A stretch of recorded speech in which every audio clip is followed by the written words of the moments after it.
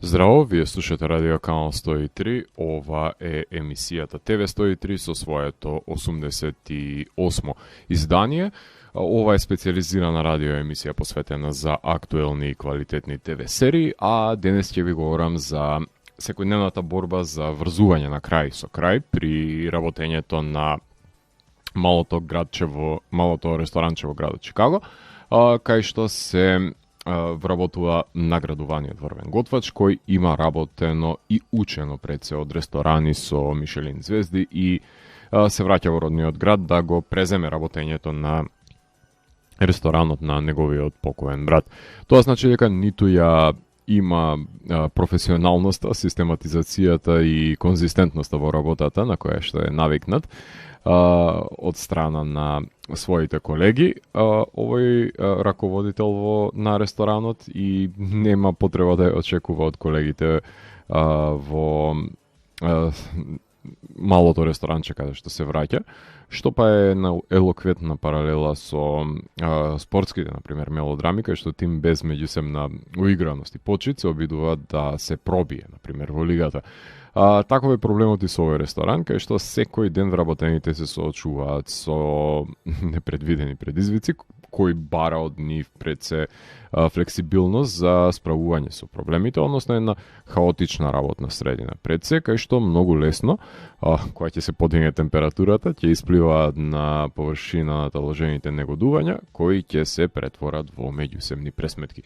Станува збор за одличната ТВ серија The Bear, која е продуцирана за FX на Hulu. А на почетокот на емисијата слушаме две композиции кои што се наоѓаат на новиот, ако не се лажам, 7 поред студиски албум за култниот американски стонер рок бенд Nebula. Односно станува збор за бенд кој што може би се појави неколку години пред своето време, односно пред популаризацијата и експанзијата на досните 2000-ти на стонер рок музичкото движење, со тоа што овој бенд ги остави зад себе прекрасниот албум Heavy Psych, по кој што од 2009 година, кој што стана синоним името на овој албум буквално за модерниот стонер рок и не за џабе новото нивно студиско издание е за една од моите помилени стонер рок издавачки куќи, Heavy Psych Records, така што редно време беше и овој бенд да си се врати во издавачката куќа која што го носи името на нивниот албум, со оглед на тоа што првиот албум тие кој што го издадува за Sub Pop Records, а новиот нивен албум, седмиот поред како што напоменав, гласи Transmission from Mothership Earth. Од него имавме можност да ја слушнеме Highwired и насловната тема Transmission from Mothership Earth, а во продолжение ќе ја слушнеме моќната I Got So High. Така што слушаме одлични композиции од повратниците на стонер рок сцената со оглед на тоа што направи една 10 годишна пауза помеѓу Heavy Psych и Holy Shit, така што се враќаат и се помоćни од кога и да е една експлозивна комбинација помеѓу стонер рок, помеѓу психоделичниот призвук и пред се хеви дисторзијата. Така што продолжение ги слушаме Nebula. Доколку сакате да дознаете како се раководи едно ресторанче од Чикаго, тогаш вие сте на вистинската фреквенција која понира од сферата помеѓу појавното и имагинарното, кај што се крие еден притаен меѓусвет, нудејќи можности за одгатнување на енигмите на постоењето. Јас сум Златко Ѓелевски, а вие останете вклучени. Започнува програмата на ТВ 103. Вие слушате Радио Канал 103, ова е 88-то издание на емисијата ТВ 103, во кое што ви говорам за ТВ серијата The Bear, која е американска комична мелодрама создадена од страна на Кристофер Сторер, за кој што ви говорев дека е режисерот на ТВ серијата Реми, кога ви говорев за серијата која што е работена за и од ликот и делото на Реми Јусуф. Продуцирана е за стриминг каналот FX на Hulu, што е стример кој настана откако Дизни купи се живо и диво на светот и се создаде простор за складирање на малку поквалитетни и поиздржани ТВ серии кои немаат место на Дизни, па затоа на ова место се поставени десетина прилично квалитетни серии, мал број се разбира, затоа што не е приоритетно неговото постоење, барем не во очите на Дизни, е доста млад. Канал кој започна со појавувањето пред се на Devs на Алекс Гарланд од 2020 година, а оваа година ги објавија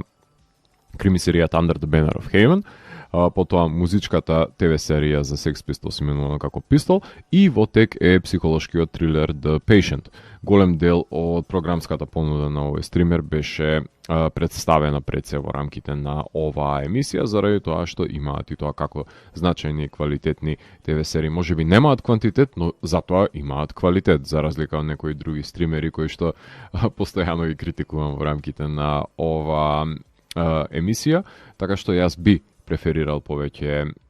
квалитет, заради тоа што квантитет имаме, без разлика на тоа што има стотици стример платформи денес, квантитетот ќе постои, меѓутоа тоа што сите имаме е лимитирано време и не може да го посветиме на се и се што. Првата сезона на ТВ серијата The Bear брои 8 епизоди, кои се со време траење од 30 минути, освен финалето, кој е малку подолго, 10 минути, но во секој случај ќе бидат потребни само 4 часа за да ја изгледате во целост, што е многу кратко време за една мелодрама, затоа што овој формат најчесто го имаат комичните серии, иако категоризиране и ова во рамките на комедии, мислам дека натежнува повеќе кон сериозната разработка на ликовите и нивните лични проблеми, па затоа тешко е да биде сватена сериозно, меѓутоа сметам дека секој што нема да ја гледа ќе пропушти една одлично сработена драматуршка поставка на ликовите. Серијата беше објавена во целост на 23 јуни оваа година, што е и најдобар начин да се изгледа во еден здив, затоа што заразни се епизодите. Во серијата станува збор за Кармен, односно Карни Берзарто, кој што има Джеймс Бирд титула, школуван евонома и работел во врвни Мишелин ресторани, од каде до ден денес има кошмари од милитантниот режим за нивното експлоатирање вработените пред се со таа психолошка тортура. Го затекнуваме како раководител до кујната на малиот чикашки ресторан, со кој претходно раководел неговиот брат Мајки, кој што си има самоубиено. Неговиот пргав тим на готвачи, како што е тврдогловиот најдобар пријател на Мајки Ричи, се противат на модернизацијата и пред се систематизацијата за која што се заложува Карни, кој смета дека таа треба и нужно е да биде воведена во The Original Beef од Chicago Land,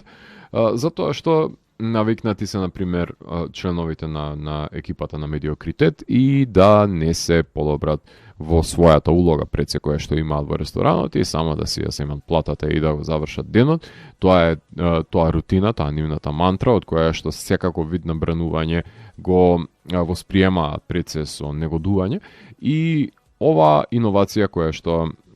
пред се систематизација со која што навлегува и пунктуалност, чистина, одговорност која што ја распределува Карни, им доаѓа пред се со одбивност и со аверзија која што сведочи дека тие не се навикнати пред се да имаат поголема иницијатива за општото добро и подобрување на статусот на ресторанот, и во мигот кога ќе ја загубат оценката која што инспекторатот ја добиваат, најдобро сведочи можеби за дезорганизацијата, односно за неконтролираниот хаос кој што владее и пред се за запуштеноста која што сведочи за намалувањето на оценката за квалитетот, а колку и да негираме, таа е важна за да привлече што е можно повеќе поголема клиентела и да се прошири, односно да ги задоволи потребите на жителите на Чикаго и да ги прехрани пред се. Така што тука имаме еден судир на новодојдениот шеф, кој што на кому му пркосат пред се им вработените, кои не сакаат да подлегнат на неговите побарувачки и високи стандарди, кои што тој сака да ги задржи, заради тоа што работел во врвни кујни и се обидува пред се дел од стекнатото знаење да го врати на домашен терен, односно во ресторанот во кој што и самиот имал удел во неговото иницијално образување, со тоа што не е добро примена оваа иновација, односно оваа потреба од негова страна за наметнување на промената. Во серијата ги забележуваме нивните секојдневни проблеми, кои мораат да ги разрешат во спрега со мафијата и долгот кој што го оставил Мајки зад себе и му го препушта, како што можете од самата најава да слушнете, ресторанот да биде раководен од неговиот помал брат, а не од неговиот најдобар пријател Ричи, кој што многу добро знае дека е неконтроллив и дека ако ја добие моќта односно превласта во своји раце, за многу кратко време ќе биде изигран, односно ќе биде продаден ресторанот, па затоа има една мајка направено на многу добра одлука што му го дава на поодговорниот брат и кој го има препознаено пред се љубовта која што ја има кон правењето на храната и пред се незиното сервирање на високо естетско рамниште кое што тој смета дека треба да се исполни. Така што искуството е непроценливо кое го има стекнато од големите ресторани, меѓутоа тешко му оди имплементирањето на овој мал ресторан, посебно кога ќе се соочи со една млада итерација на себе си, односно со подмладокот кој што доаѓа да изучува под негово закрила и да научи од неговото искуство, меѓутоа младата стажанка која што подоцна ќе биде вработена после првата епизода, ќе се соочи со пламенот кој што извира од самата кујна и ентропијата која што се шири од страна на вработените. Иако се води како комедија, напоменав дека има сериозна проблематика која не е разработена со насмев, како што е например самоубиството на Мајки, но исто така во овој вжештен лонец се варат и негова новата готвачка од кулинарскиот институт која има порадикални идеи за модернизирањето на локалот и го идеализира пред се напатениот Карни. Тука е и константно агитираниот пријател Рики и кој го кочи пред се работењето на ресторанот, како и плејада на готвачи кои имаат причина зошто не сакаат да се адаптираат на промените кои што ги носи Карни, кои со различните состојки на вработени мора да создаде вкусен сендвич по кој што е препознаено работењето на овој ресторан. System Hands, Brigade, Dogs, Sheridan, Cares, Review и Брациоле се кратките наслови по кои што се водат епизодите кои се ја составуваат првата сезона на The Bear. Така што најголем проблем имаат овие ТВ серии во рамките на наградите, со оглед на тоа што во изминатиот викенд се беа доделувањата за Еми наградите и оваа серија би завршила во категоријата на комедија или мюзикл и иако не натежнуваат комичните аспекти, многу тешко би била имплементирана во лимитирана серија или во драмите, заради тоа што ја има таа кратка минутажа која е својствена за комедиите и се наоѓа во таа немила спрега каде што има прекратка минутажа за да биде сериозно сватена како мелодрама, која и тоа како е исполнителна, меѓутоа има премалку комедија за да може да се носи, не знам, со еден Тед Ласо можеби или со Рами или со или со Хекс, например. Така што се наоѓа во една деликатна ситуација, меѓутоа верувам дека ќе се ја најде својата публика заради тоа што секој што ќе и даде шанса на оваа серија нема да може да престане да ја гледа и ќе биде заразна како драгоценните сладки кои што ги прави еден од готвачите кој е прилично интензивно посветен на создавањето на совршеното сладко, како што е случајот со оваа серија. Тука ќе направиме една кратка музичка пауза, во продолжение ги слушаме Lucid Grave. Станува збор за бенд кој што ни доаѓа од Копенхаген, од Данска. Тие се една моќна комбинаторика на сето тоа што се нарекува квалитетен звук кој понира од 70-тите, односно комбинација помеѓу Hawkwind, Black Sabbath и Coven, меѓутоа со агресијата на панк бендовите од 80-тите и сето тоа амалгамирано во stoner рок кој што е препознатив за денешницата. Повторно има психоделичен звук, меѓутоа со значително моќна дисторзија. Така што во продолжение ќе слушнеме три композиции кои што се наоѓаат на нивниот нов студиски албум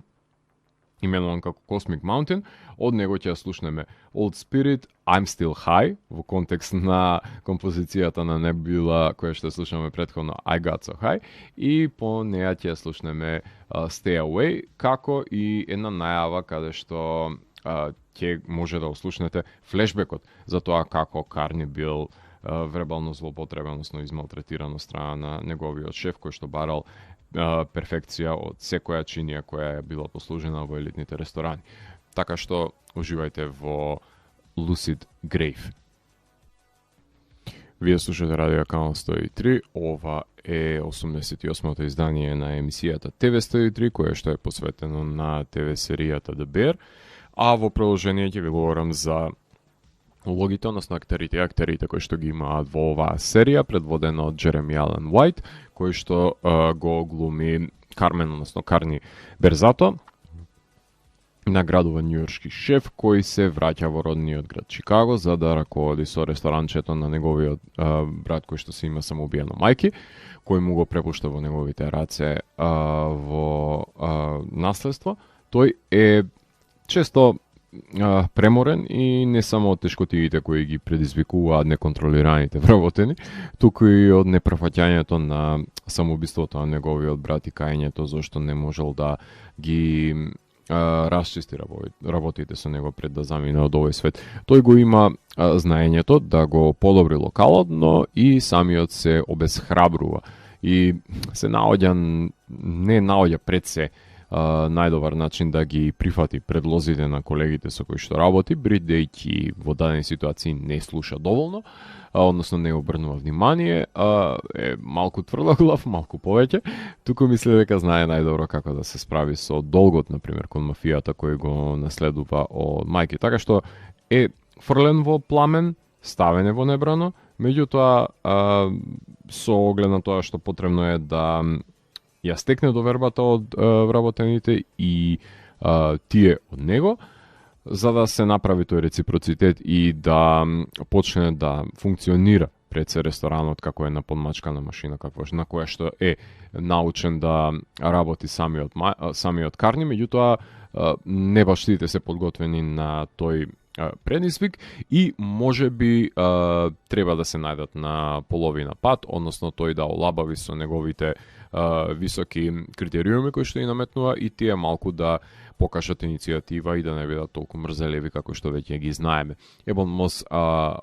Бакрач го глуми Ричард, односно Ричи Јеримовиќ, тој е менаџерот на ресторанот кој му бил најдобар пријател на мајки, кој е напнат, тврдоглав и еден подвижен ураган, условно кажано, кој не сака Карни да дојде во ресторанот и да му внесе новини на кои што се противречни на начинот на кој што се навикнати вработените да раководат и тој да условно кажано им се наметнува со неговите приказни и неговите недоумици и незнаења кои што ги прокламира дека се устав во самиот локал. Ајо Едебири е Сидни Адамус, извинувам, талентираната и неискусна готвачка која што се приклучува на The Beef со намера да стекне искуство од незиниот идол Карни, но ќе согледа дека и Карни не сака да ја сослуша кога ќе наметне незини согледби за подобрување на работењето на местото. И тука го имаме тој во соодносот помеѓу нив го имаме конкретно тој циклус на ако некој е злоупотребен на неговите претпоставени, додека бил го учел за наетот кај нив, ќе има злоупотребата ќе се наметне и од негова страна во мигот кога тој ќе почувствува моќ и едноставно мора да најде начин како, без да ги навреди тие на кои што им е потребно искуството, со нивните грешки, да ги води низ процесот на станување на подобри готвачи, не како на начинот на кој што можете да слушнете од самиот извадок од серијата, како наметната му е ригорозната работа и условите кои што тој не ги поседува во кристално исчистениот локал каде што тој има стажирано, меѓутоа начинот на кој што тој се узурпира и третира не смее да биде рефлексија на начинот на кој што тој со неговите подчинети ќе се однесува. Така што тука мора овај булинг да се скрати и тука се соочува со изнаоѓање на човечкиот сооднос и разумот и емпатијата во контекст на раководењето на овој локал и дека не може да биде по негово цело време. Лајонел Бойс го глуми Маркус, тој печеле во ресторанот и ги прави сладките, кој е под менторство исто така на Карни, кој има одлична своја ботова епизода кај што губи внимание и ги баталува дневните обврски само за да го направи идеалното благо. Работи како некаков си врвен хемичар кој што до милиграм се обидува да ги погоди потребните состојки и да ги дозира за да го направи ова идеализирано пред се благо. Тука имаме Лиса Колонзајас, кој што е глумитина, тврдоглава готвачка која со години работи во ресторанот и ја мрази пред се младата и ново дојде на Сидни. И промените пред се кои што ги наметнува Карни, на кои што многу тешко се адаптира и им пркоси. Аби Елиот ја глуми Натали, односно Шугар Берзато, помладата сестра на Карни и на Майкл, која е косопственик на The Beef, ама Карни не комуницира со неа, иако таа сака да се врати до вербата помеѓу нив и да биде поотворен Карни со неа, со оглед на тоа што не може тој на својот грб да ја носи тежината за раководењето со сам овој ресторан. Едвин Ли Гибсон е Ебрахелм, односно готвач со искуство во The Beef и покрај него готвач во ресторанот исто така е Кори Хендрикс кој што глуми Гери. Мет Метесон го глуми Нил Фак, односно пријател од детството на Карни и на Майкл, кој што понекогаш е и хаусмајстор во ресторанот, ама понекогаш, и тоа само понекогаш е тоа, кој што па служи како за комичноста да се засели во самата серија. Јосе Сервантес го глуми Ангел, кој што заедно со Ричард Естерас, односно Мени, ми ја чини во The Beef. Оливер Плат го глуми Джими Сисеро, односно тоа е вујкото на фамилијата Берзато, тој е инвеститор во ресторанот кој е дел од чикашката мафија и си го бара долго да му биде исплатен на еден или на друг начин. Иако има разбирање на ситуацијата во која што се наоѓа семејството Берзато. Крис Уитеске го глуми Пит, мажот на Шугар, кој е за подсмев од страна на браќата, кој многу сака да биде прифатен како дел од фамилијата, меѓутоа си поигруваат со него и Рики, и Мајки, и Карни, па дури и Шугар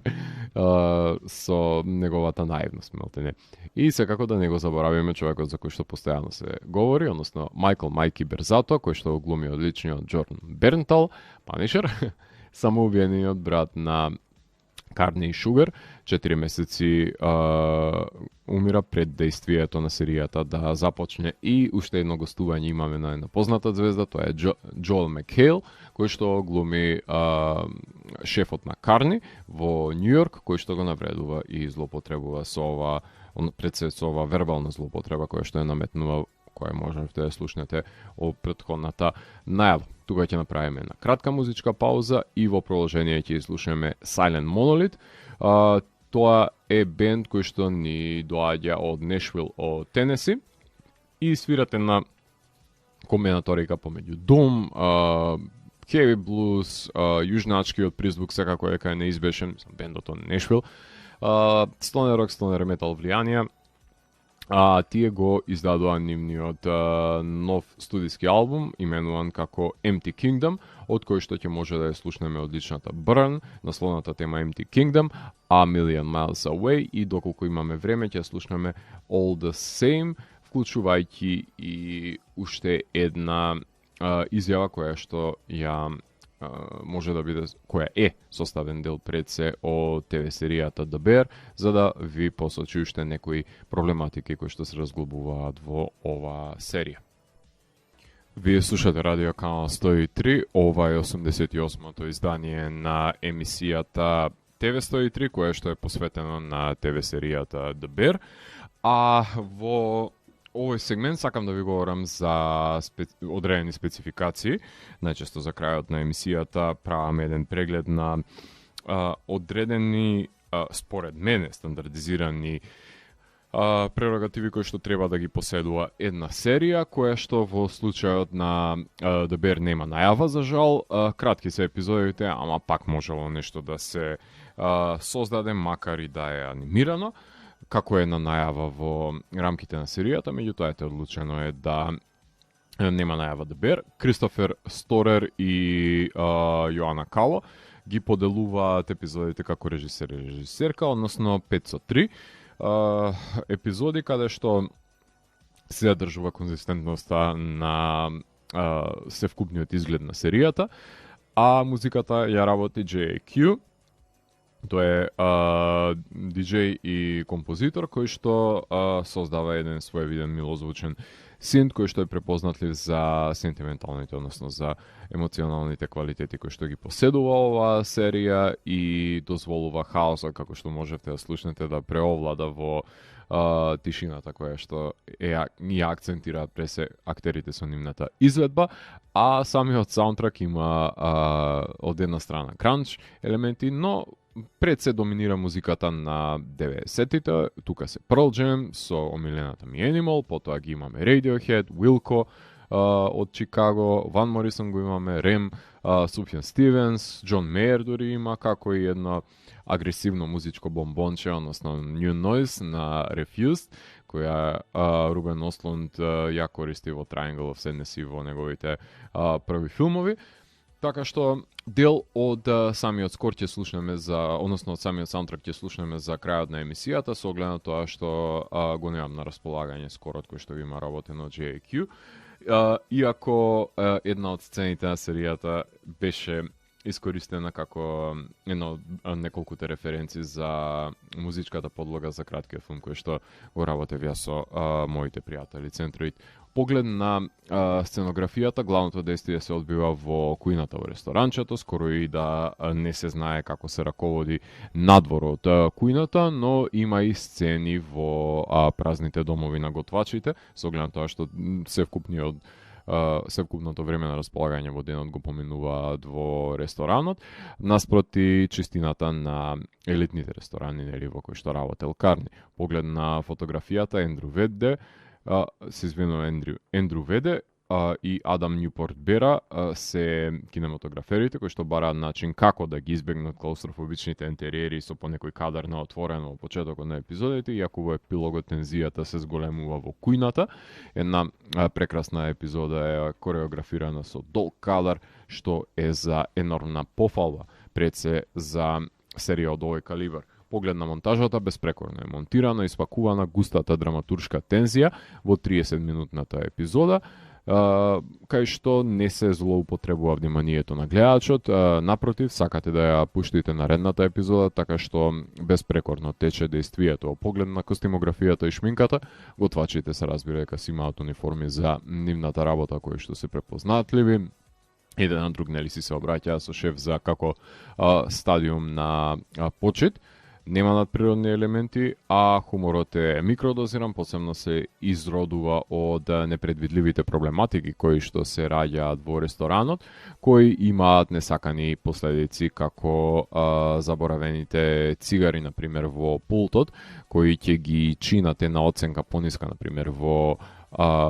инспекцијата која што ќе ја извршат во рамките на самиот кафиќ, а еротика нема во оваа серија. Поглед на ефектите има само во транзиционните сцени во рамки на соништата и тоа визуелни, а во контекст на самиот флешбек многу ефективен е и за малтретирањето на Карни, но и за тоа како готвеле заедно браќата, например, во последната епизода, односно фамилијата која раководела со ресторанот, потоа употребени се траумите од елитните ресторани како своевиден сон, односно халуцинација, ако може да се каже, на восонетите предели кои што се уште го измачуваат и го травматизираат Карни. Жанрот е мелодрама, зачинената се комични елементи, стилизирани од јазик англиски кој што се употребува, а во контекст на недостатоците се извинувам,